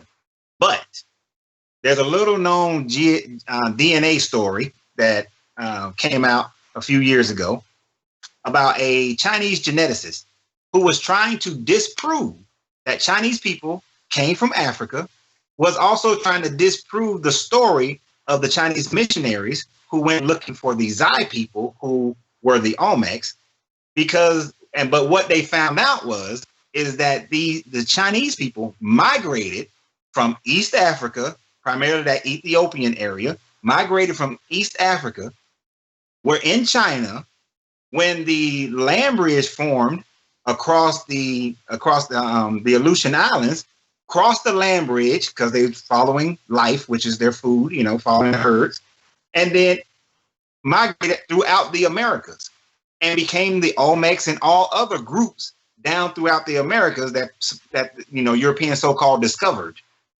But he didn't want to publish his information because he was like, he wanted Chinese people to just be indigenous of China. But He's a true scientist and said truth is just truth. And that's what we have to get to, is where people can just say truth is just truth. Because if the Chinese came from there and then they became the native, they were Africans who went to China, who then came to the Americas, and then after hundreds of years, the Chinese people adapted to their environment, and then they go over to the Americas, find these Zai people who are dark, black, melanated people, and then start intermixing with them. Then you get your red man, as you so to speak, and you get those differences. But the Olmecs left giant statues showing who they were and what they looked like, and you can't deny what's materially in front of you. You can't deny that. And that's what, and that's I forgot who was making the comment about Olmecs and not being African and that sort of thing. But you got to know the whole story. Don't just take the little part that you want to have and make that, oh, this is it. But get the whole story, get all the info before you make your decision. And that's what I'm trying to teach. The Olmecs were definitely out of the Sudan. Some of them were even out of the Congo. And they were warriors. That's who the Olmecs were. They were our biggest and strongest warriors. And some of them were the sons of Anak as well, that came out of the Nile Valley. You could look at them with the Olmecs. It ain't even hard to tell. You don't even need DNA or a freaking microscope to figure out who they are once you match them up with them brothers in the Congo and the Sudan. All you got to do is stand them next to them and you say, oh, they look like twins. You're going to see it right off the top that they all have a common ancestor. They all came from the same place. And I did this in one of my other videos. If you was in your village and you needed somebody to go out, right, and venture off into the rest of the universe, and you don't know what's out there, who you going to send? You're not going to send your weaklings. You're going to send your biggest and strongest ones to go out there. And that's what the people of the Sudan were. They were warriors. When you look at Egypt, they were, and to even extrapolate even more on that, they were specifically really dark black Nubians. Okay, they were coming out of Nubia. And these are the actual ones. Their women were the ones that we framed, like King Tut. When you see the gold bust on King Tut and all that, that's framed after the people of Nubia, out of the Ethiopian women, because the women were warriors too back then. Okay, they was ridiculously fierce. Some of them were even more fierce than men. You will find glyphs of them holding the heads of men chopped off, and the women were no joke with fighting. And once we realized, about pregnancy and things of that nature and how to subdue the women, that's when the roles started to change. But before that, women were the hunter-gatherers and the men were dealing with textiles back at the house. It was the women who went and ventured out. And when you look at those busts, those busts are the faces of women, black women. And I'll say this right here too, like if you guys really understood, like if you already have ideas in your mind, when you look at something, you're going to see it from how you were taught to see it. I'm just going to give you a real quick example. Obviously, Jamal dropping bombs on y'all right now, but I want to actually go into that right there on another show, Jamal. That's really good information. But I want to explain to you guys, there's this, and I'll put a video up actually to show it to you. But there's this bird that actually, when it catches different critters or rats or whatever it eats, it actually impales them on branches. Like they literally impale them on branches. They take their beak and pull them until the branch sticks through them, right? The spines from the plant stick through them, and then they pull the flesh off from there. So just imagine walking up and seeing this tree with all these, animals, small critters impaled on it. If you don't know what you're looking at, you're going to think that somebody doing something evil over here. But that's simply how they respond. And it's just crazy because when I saw that video, the first thing I thought about, when I first saw it, it didn't show what bird did it and why it happened. And I was sitting there like, what is going on here? And then you see this bird actually doing this stuff. So I'm saying that to say, when you learning something, always be willing to go back and look at history with an open mind so you can see what's going on, see the whole picture. If you're just willing to get it in pieces, you're going to always stand on the side of it's evil, right? I once stood there thinking pyramids, all that crap was completely evil, and I even hate to say crap, it's just how I talk, but, but I thought it was evil. Again, I was going around teaching that it was evil. You see what I'm saying? Because I was going based on my own understanding. I want you guys to understand that there's more to know. And if you take time to really just say, okay, I don't know everything. Jamal, do you know everything? Definitely not. See how easy? I'm a forever student, eternal student. It's easy to admit, right? Lorenzo, what about you? I know it all, bro. I just went. Nah, man. I mean, I've been a student for as long as I can remember, and I always will be, because there is always going to be something that we don't know, and then there's always something that to discover. Like, I don't know how far along they are in their discovery of, what is it, Gobi Tekli? Well, I can't say that. I wish they would have named that something different, because I can't say it right. I'm sorry. Thank you. Thank you, lovely. I'm sure that they're going to discover some things there that's going to change history. The excavation that's going on in South Africa with those crawls that are like over 200,000 years old, I'm sure they're going to discover some new things with that. And like we've been talking about on this whole show, we're looking at multiple cultures that's telling a similar story, but differences here and there. We're talking about the origins of man, right? But if you look at it from the Sumerian point of view, and somebody asks the question like, well, where do Neanderthals come from? What are these different species of man? Well, if I take it from the Sumerians, from the Anunnakis, then Enki is down in Apsu, and he created 16 different variations of man. In his process, get to the ones that will work for him. And if we look at the Atrahasis, we're going to find similar things where the gods or God is creating and different types of man are created. So it's like, these are stories that we're learning from, and we're constantly learning, and nobody's claiming that they know everything, and we never will. We never will know everything. Right. If you're honest, you're going to have to continuously change, because, again, in light of new information, you cannot get stuck on old information and not be willing to change. Like, that's ridiculous. Why would you do that? Like, you always want to have your mind open. And the main thing is not even the research and all that. It's just being an intelligent person. Always be thinking. Don't let people just tell you stuff. Challenge everything that someone says. Don't just believe the stuff. That's what we did as children. I had somebody tell me today that I should pray before I read the Bible and I'll get understanding. And I said, why don't you pray before you read the Quran? Pray to Allah. And he said no. Now, you a Christian telling me to pray to Yahweh, but you're not willing to pray to Allah. So how do you know the Quran ain't real if you've never accepted Allah into your heart first? You see what I'm saying? You telling me to believe or support a belief in something before I even read about it? Come on, man. We cannot keep asking people to do these ridiculous things. I'm not about to sell my soul to something I don't even understand. I'll never do that again, frankly.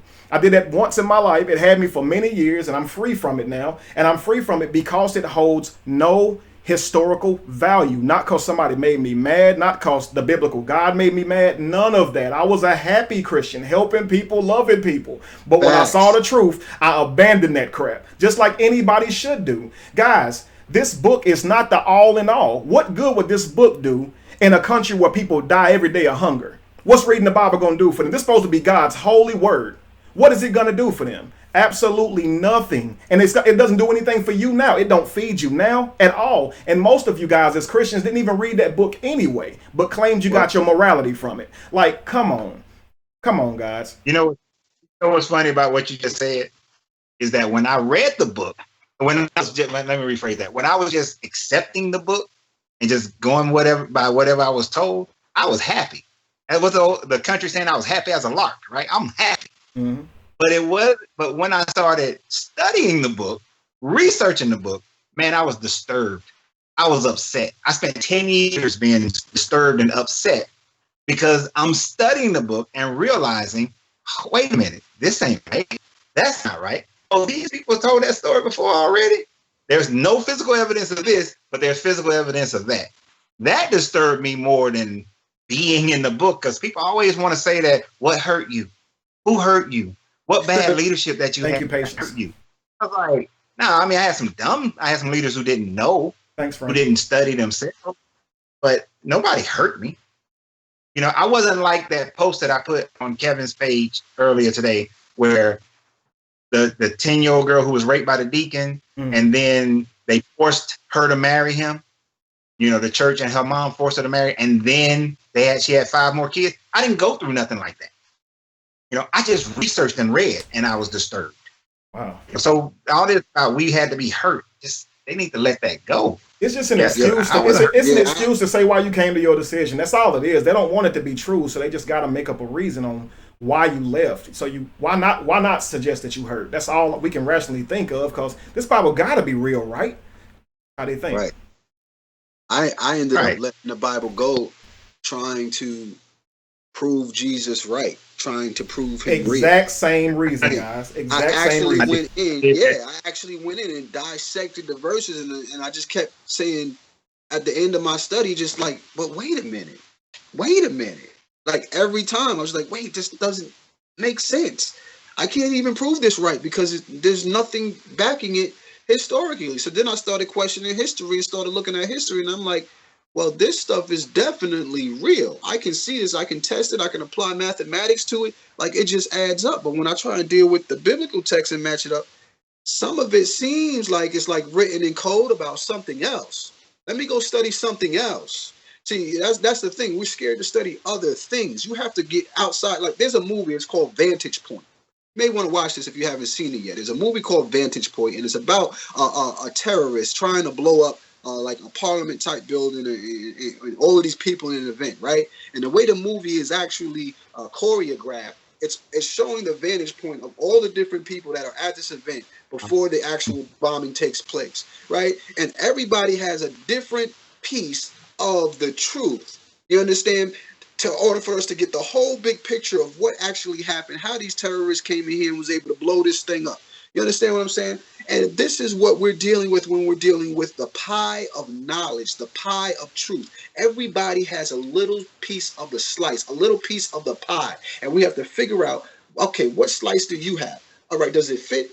All right, cool. Then we got to go into this house. Well, let's look what the Hebrew Israelites got. What you got? Does this part fit? All right, we'll take that. We got to sift through it, though. You know what I'm saying? We'll take that. Okay, what you got over here? Christians, let me see what you do. Islam, what you got? Judaism, what you got? And when you take all of these pieces to the pie and you put them together, then you find the truth. You never want to be the guy who goes to court and they don't hear your side of the story. They only hear one side of the story and make the conviction from that.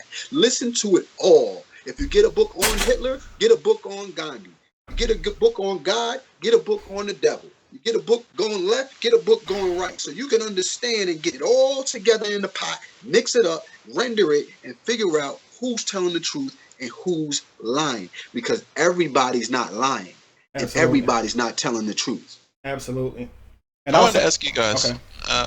What would you guys suggest for somebody who's, I guess, doesn't know how to research or is scared to research the opposite, like Jamar posed? I think it's very valid, but they say, don't look into that. That's the devil. Don't, you can't do that. You straying away.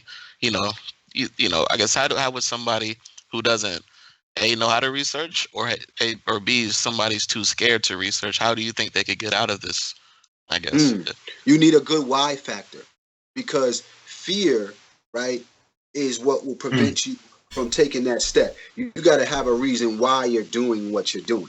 You understand? There's always a reason why anybody does what they does. There's a reason why you go to work, right? Some people do it for money. Some people do it to support their families. Some people excel in life. Why? Sometimes they excel not because for themselves. They're doing something for somebody else. People will do amazing things for other people that they won't even do for themselves.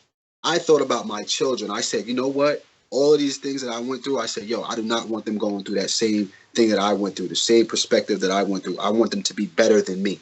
How could I better serve them? What do I need to do to better serve them? I need to take this risk. I need to read what they tell me not to read, just in case. If it's wrong, I'll discard it. But just in case, I need to make sure.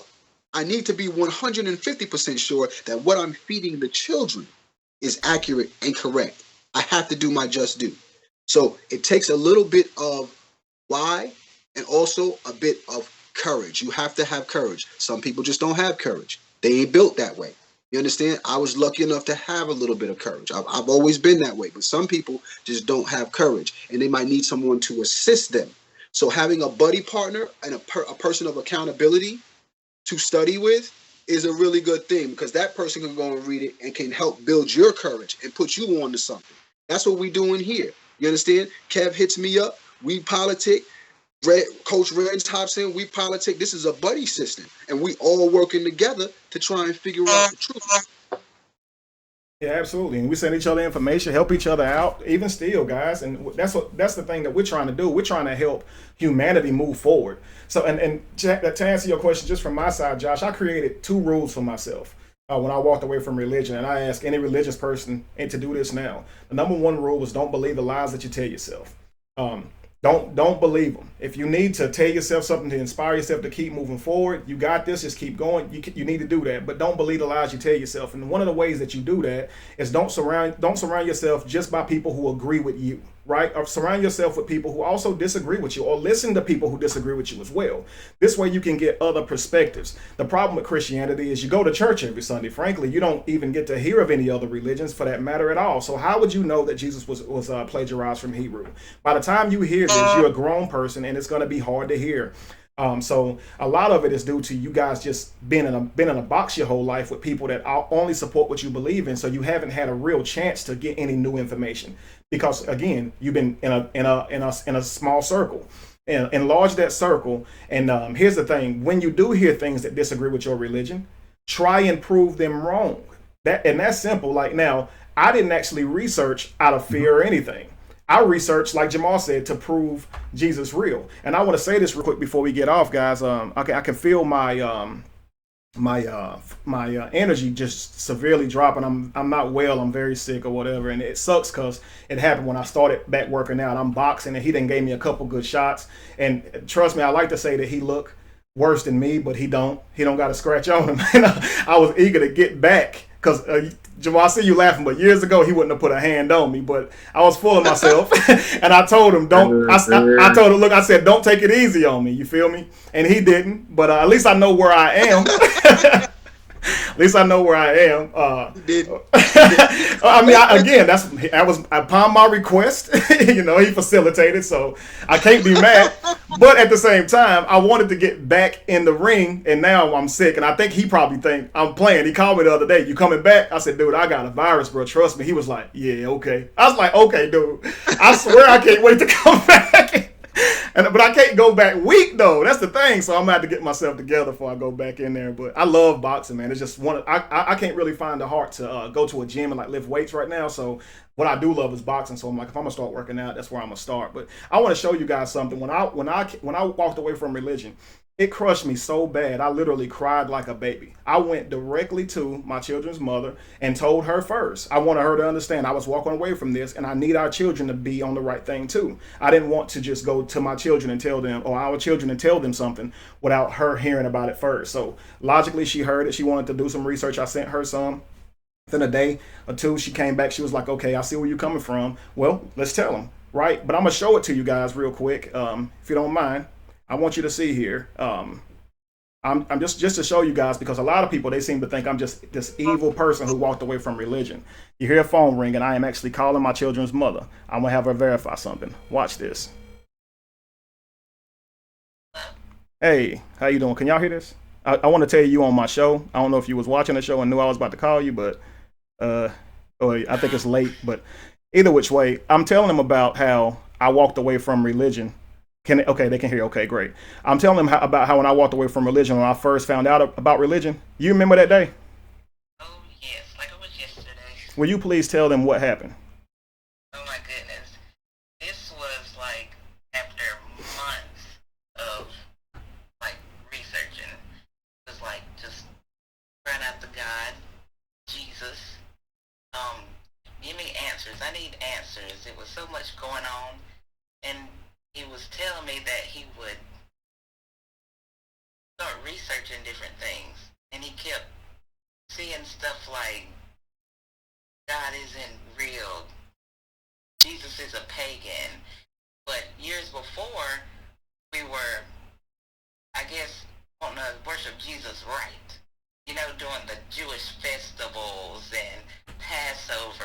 Yeah, we did all of that. Stuff. We was like, we're gonna worship Jesus the way he wants to be worshipped. We're not gonna do all this pagan stuff that everybody else is doing, and Christmas trees and all this stuff. And I'm gonna shine some light on that. I went to her and I said, we've been celebrating pagan holidays this whole time. We gotta stop. When I tell you, I was on my knees praying to Jesus to forgive me, crying like a baby, feeling so sad that I've been having my children putting up Christmas trees and crap. When I found out that it was wrong according to the Bible, I stopped. When I tell you that I was the realest dang Christian I knew, because when I tried to tell the church that was wrong to celebrate pagan holidays, they didn't even care. These jokers told me they left their last church because the church didn't want them to do it. I said, what? So why didn't y'all tell me about it so I can make my decision though? Y'all got Christmas trees in the church, right? So go ahead. Mm-hmm. Yeah, but when we were scrolling on the internet, as we were searching, we did see something that said Jesus is a pagan. But I guess it wasn't our time right then to really pay attention to that. We just scrolled right on past it, whatever. And then, let's see, a few years ago, you had came to me and you just burst out in tears and was talking about God ain't real, and I was just so heartbroken. I was speechless. I was so speechless. I didn't know how to help you. How would you explain my actual cry? Was it something like you had heard before? Oh my gosh, no, wailing. Like, I'm like, what is this? I mean, it was like a deep hurt. Shaking, guys. Like I felt like I was having a nervous breakdown. It meant a lot to me. Yeah. I was like, how can I help? There was nothing I could do. All I could do was to try to comfort, but it was hard. That was a hard one. But all I could do was just listen. Just listen and be there. There you go. I just wanted to call you for that real quick, and I really appreciate it. Oh, that's my pleasure. No problem. All right. Peace. All right, so I just wanted y'all to understand that I'm human. Like, I didn't just say, Jesus ain't real. Oh, great, and just walk off. Like, no. I was literally crushed. And a lot of you guys were the same way. I saw some people saying, I was hurt when I found out. So please understand that when I lost my faith, that crap like to killed me. Like I was completely destroyed. Even with all the months and months of research that I had put into it, I was already kind of getting there. But man, when it finally hit, it was like, I couldn't even reenact that. Like nothing had ever broke me down like that. And my mama did. Understand that I watched my grandma die. All right.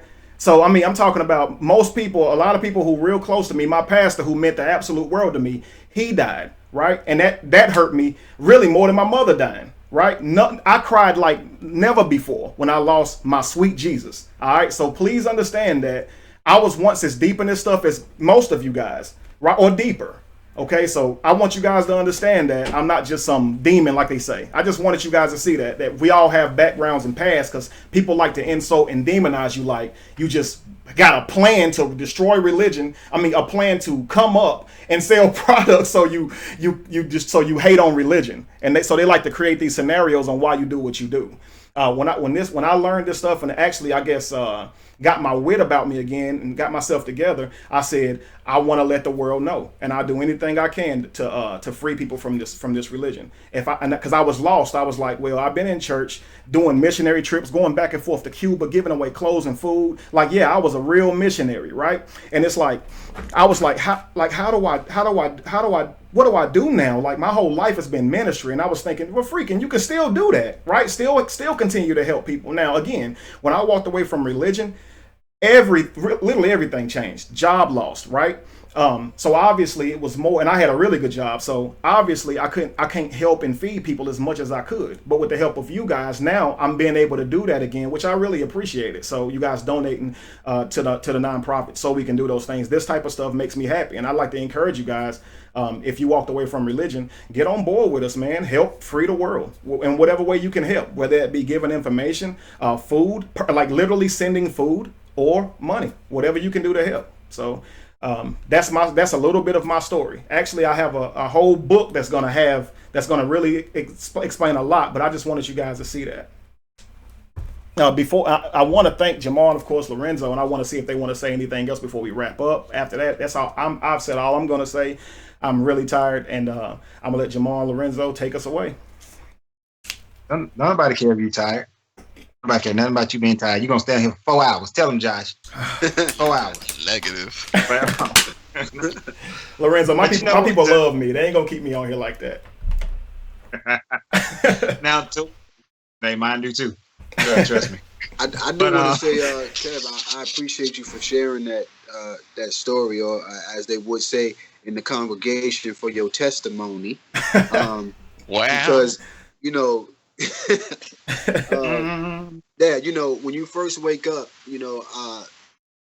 it's a lonely place. You know what I'm saying? Because it's something that you do by yourself, and I think that's what most people don't realize. You could be in a room full of 1 million people, and when you wake up, you suddenly feel alone because your reality has now shifted to an opposite paradigm where there's endless possibilities instead of just one truth that you've been told your whole life. And it is very hurtful.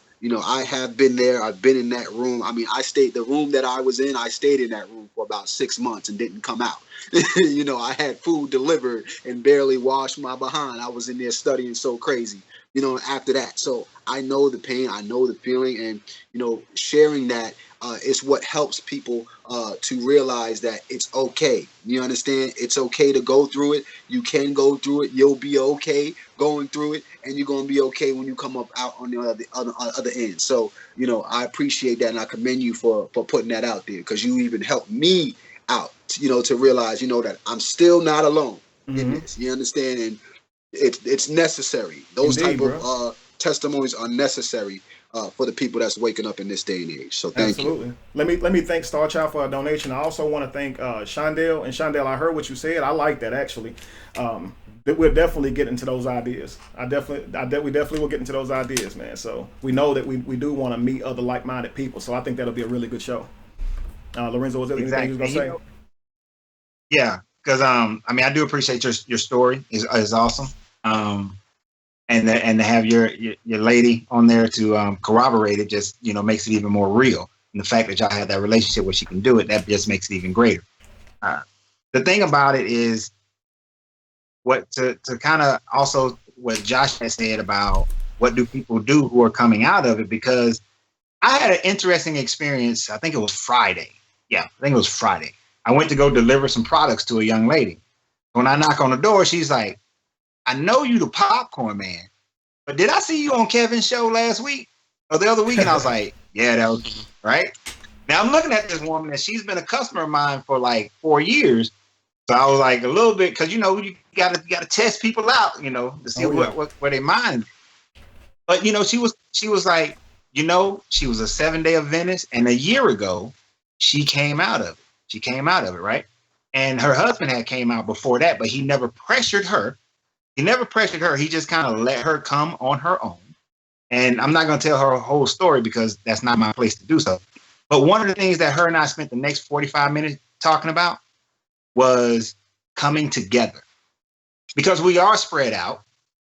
We are, I mean, it's great that we have the internet, but there's nothing like being able to sit in the same room as somebody and conversate with them, to sit in the same room and meditate with them, or whatever it is you do. Like, you know, I pay attention to chakras and energy and things like that. So if I'm with like-minded people, to come together like that, and we spent about 45 minutes talking about coming together, but not creating a church and nor creating a religion, definitely not that, but just being able to come together, like-minded, just discuss, talk, build community, you know, do the things that the church won't do, the mosque won't do, the synagogue won't do, which is to build up the community that you live in and make your community better, regardless of the people. If the people are Christian, Muslim, whatever they are, a hungry man is a hungry man. Mm-hmm. People sitting in the house with no lights on, or people sitting in the house with no lights on. People who need to get educated on their on finances, or just people who need to get educated on finances. It doesn't matter, but just building something where we're coming together. And I want to challenge everybody where they are to be able to start grouping, gathering with people to begin to do that. When I was in Texas, you know, I met with a couple of people, and that's one of the things that we're talking about is how can we get something going in Texas, you know, in Dallas and I know you're going there. I know Jamar goes there. So evidently there's like-minded people in that area who can come together and do things. And I think that will help people who are walking away, who are, you know, waking up, to be able to say, okay, I'm not by myself, and I can physically touch the other people who are there. And that will make it easier, because a lot of people are losing family and friends and whatnot. And, you know, they need to realize that family ain't got nothing to do with blood. Family is about how we treat each other and and how we deal with it. So that's my last little thing for this evening. We'll let Kevin get some rest. Well, I'll tell you what, guys. I want y'all to spread the word. Next week, let's just do it. Thank you very much, Static. That means a lot. I want you guys to spread the word. Next week, we're going to do a show where you guys can call in, say what areas you live in, just so we can try to build that type of camaraderie, right? So if you're looking for love, friendship, anything like that, you'll be able to call into the show, tell a little bit about yourself, where you're from, and things like that. We'll have a whole show basically just around finding each other. Because again, for people who live down in the area of the Bible Belt, it's really hard for them to find other people who agree with them. And I have other people that's like-minded, they can talk with, hang out with, anything like that. And it's not that we have anything against Christians. People say that, Kevin, you don't like Christians, but man, I'm feeding Christians. When I'm out there feeding those homeless people, they're thanking Jesus for it, guys. Like, trust me. And I don't mind at all. They just need to be fed, and that's not what I'm there for.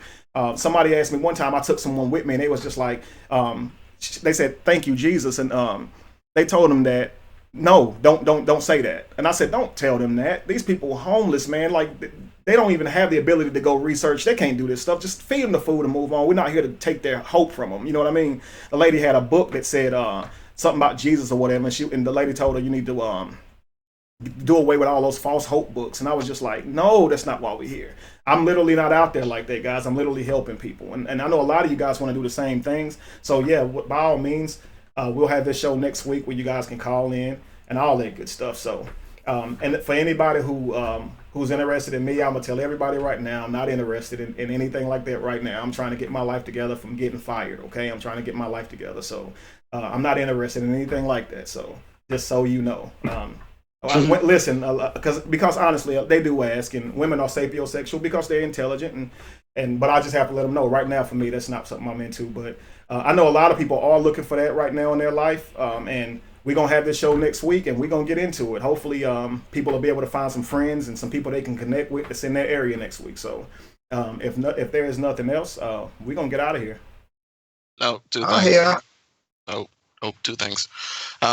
Somebody said that. Oh, it was of course Alton.